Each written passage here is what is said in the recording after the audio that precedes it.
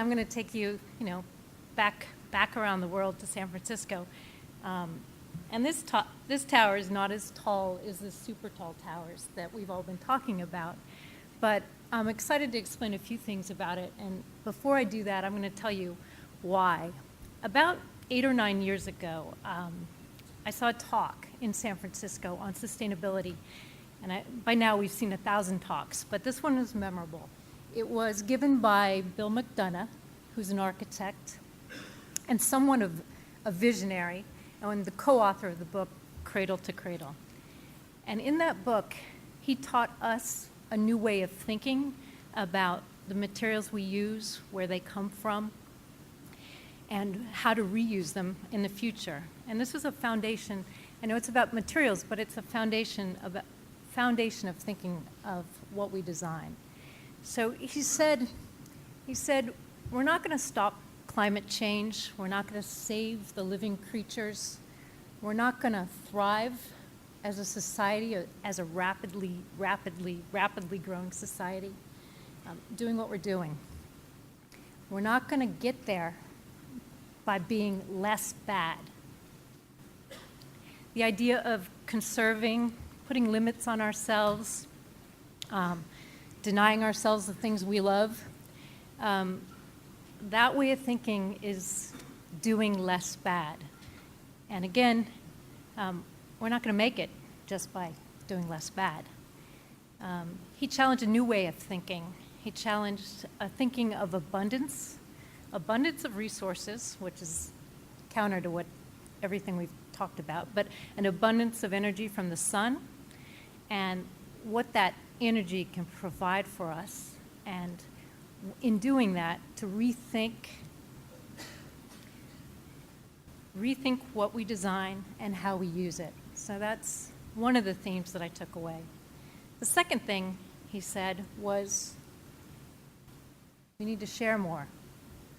So we need to redesign, and we need to collaborate, and we need to share more. So after the talk, I was like, wow, that's great. And then the engineer in me immediately said, how are we going to do that? So back to what I wanted to talk about. I'm excited to talk about the SALESFORCE Tower and the Transbay Transit Center in San Francisco, because we are using elements that we heard from Bill McDonough about redesigning and rethinking what we use and how we use it. And the idea of collaboration, we're seeing it more and more. And at this time, it was a relatively new thought, but I don't know if you guys were in the session right before this. Redesigning and rethinking what we do is alive and well, and collaboration and sharing more is alive and well. So it gives me hope in terms of stopping climate change and saving our natural habitat, and actually living in this abundant but highly populated, but a comfortable, convenient, and beautiful place. So back to my talk. San Francisco, about 12 years ago, San Francisco has a number of transit agencies, regional transit agencies that all come into San Francisco, and they all come into the transit center, which was built around the turn of the century, and it had fallen in significant disrepair.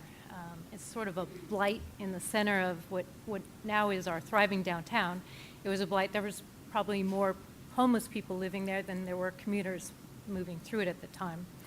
So all the regional transportation districts, Caltrans and so the buses and the trains, they got together and they decided we need to build a 21st century, a modern, beautiful, multimodal transit center for San Francisco, for the people, and for the transit districts. So they joined together, they formed the Transbay Joint Powers Authority, and I'll use the term TJPA. They came together and they had this vision for this beautiful new transit center. They had a great vision, no funding.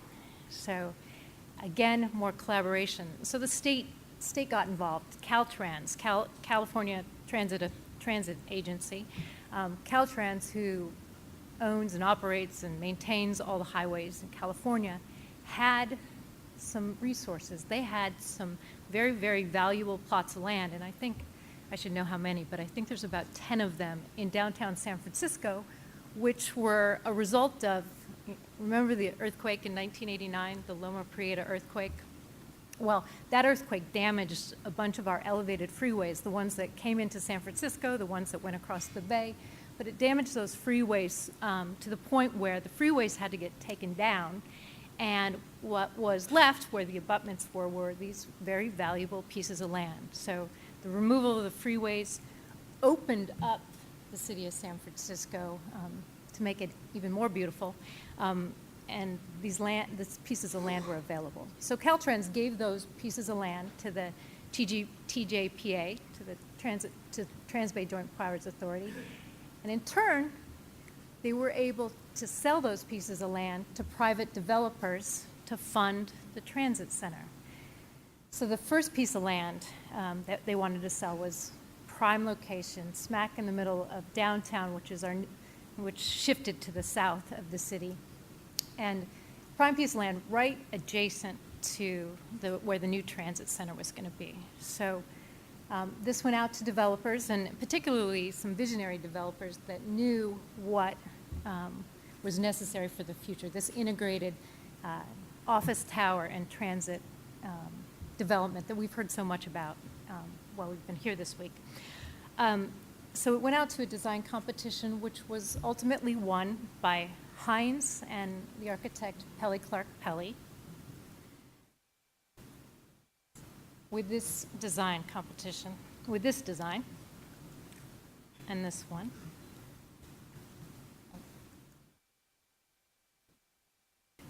A transit center used to be sort of an underground, dark, crowded place, and now it's a beautifully open, daylit space with a delightful 5.5-acre park on top. But the tower, which was won, the competition was won with the competition drawings in 2007. Then quickly, the bottom fell out of the economy in 2008. And in 2009 and 2010 and 2011, all I heard from the realtors was, it's never going to fly. We're never going to be able to actually afford a 60-story, 1,070-foot tower in San Francisco. And in 2012, something that I haven't seen before happened. Hines partnered with another developer, Boston Properties, to develop this building. And typically, you know, we work with developers. Sometimes they have a little competitive spirit. But the two coming together and collaborating, and the competition between the two of them, that kind of competitive spirit in collaboration, drove us to design higher performing, more sustainable, more comfortable and more beautiful building. So let's get into this. High performance to the building starts with, I think everybody knows, high performance facade. We've got really good glass. We've got these deep horizontal mullions, not mullions, but sunshades. So we've got about half a meter sunshade on every floor, and they ring the building. And these sunshades do what you expect them to do. They shade the sun on the interior, but they also do something that I really liked. They sort of concealed our outside air louvers and our relief louvers on every floor. So this allowed us to bring in air, fresh air, on every single floor of the building. We also had tall floor-to-floor heights, which really increased the natural daylighting in the space and, of course, enhancing the views.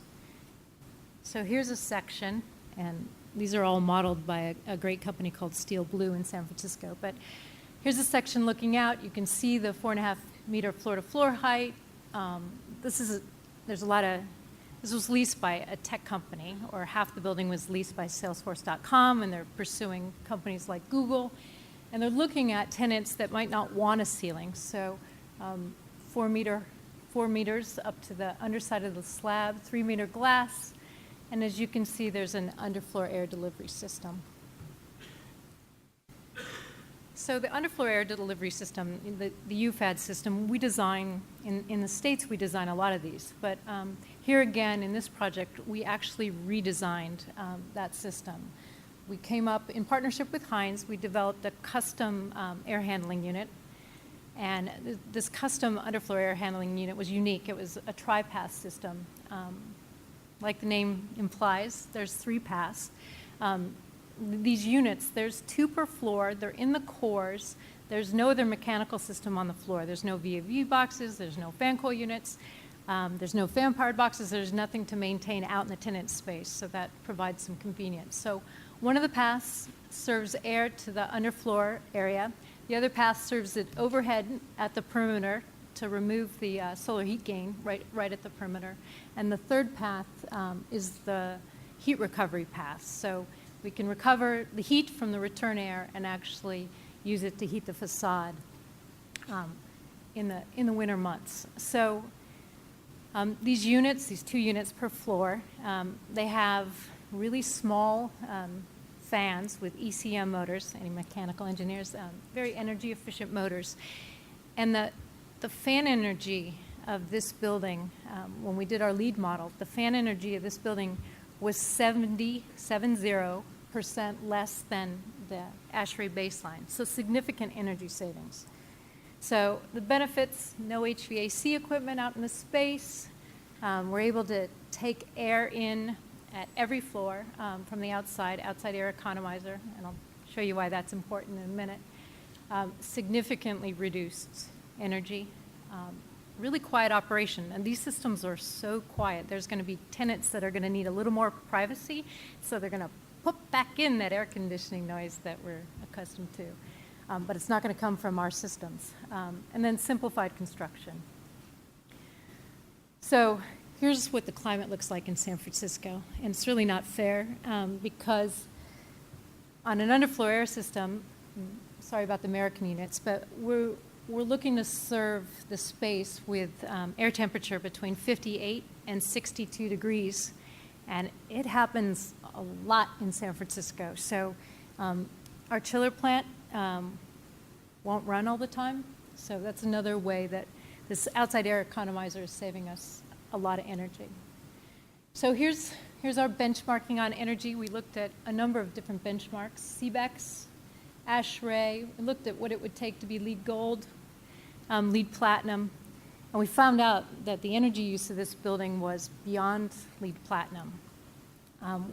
We were 40% less energy than our ASHRAE baseline, which would be in the same climate zone. The baseline is in San Francisco as well, so we're 40% less energy in our own climate zone. So good stuff.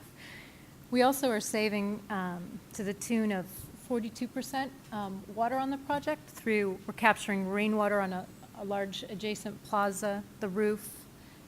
We're collecting gray water and reusing it in the building. So our path to platinum here was a pretty simple, and this doesn't have a lot of wow factor, I think, in the sustainable world, but it was extremely cost effective.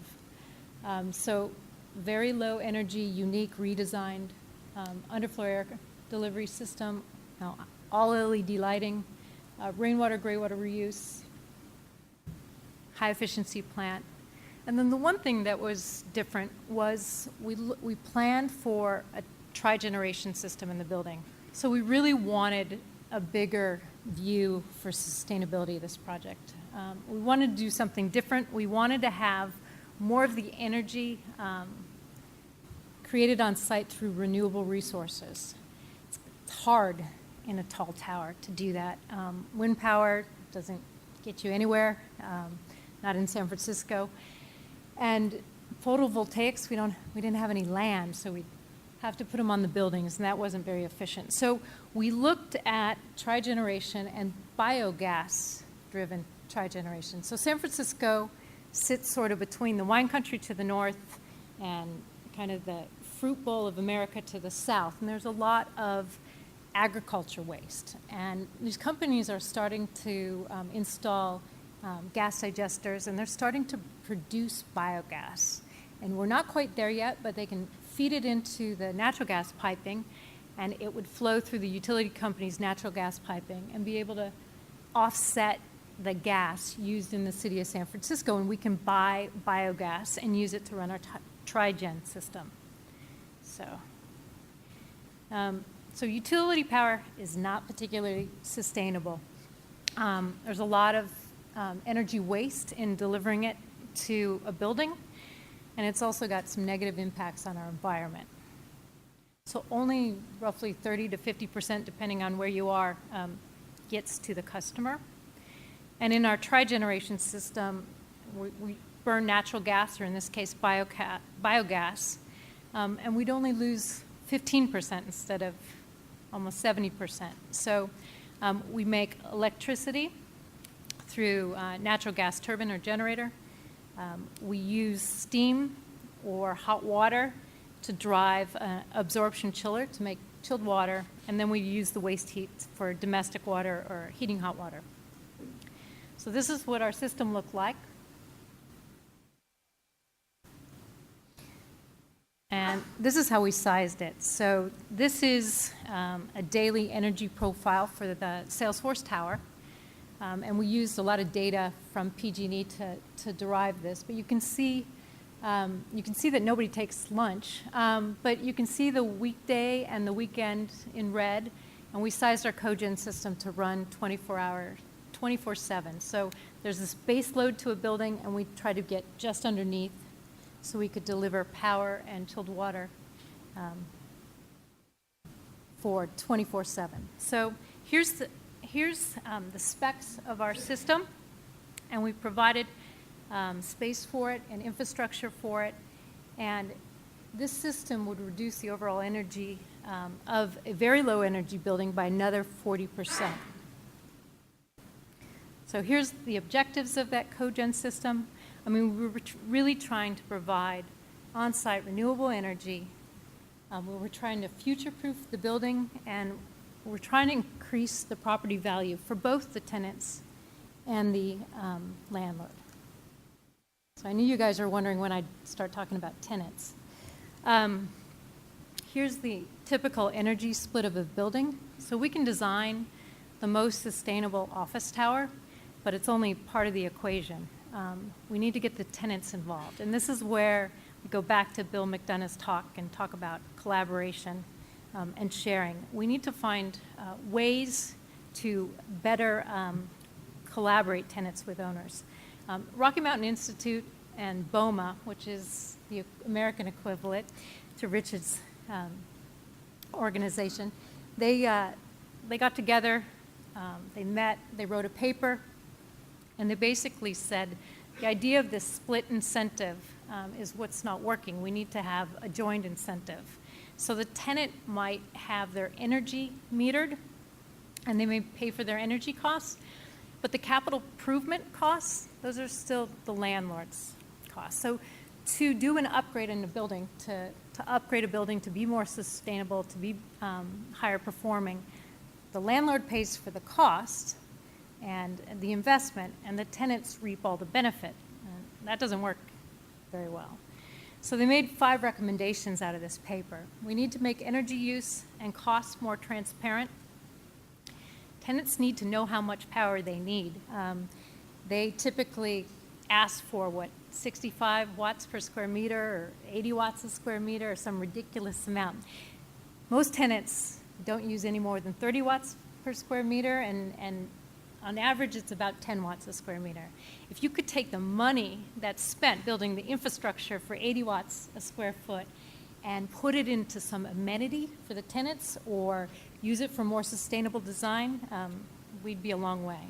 So we need to engage building occupants. You need to inspire your tenants. Landlords could build out the most sustainable tenant space they could afford, and tenants could see it and maybe not do everything, but do the things that made sense to them and encourage them to be more energy efficient. So we need to plan ahead for significant retrofits or things like a cogen system. A third party is going to put in that cogen system, and they are going to sell electricity for 2 cents cheaper to the tenants in the Salesforce Tower for 20 years, and that's guaranteed. And so that's a win-win. That's an overused phrase, but that's a win-win for both the landlord and the tenants. For truly sustainable design, we have to rethink the things we normally use. We need to rethink how we design buildings and how we use buildings, and we need to share more. We need to collaborate. And with those two elements, we're gonna have a much more sustainable, comfortable, convenient, and abundant future. Thanks, you guys.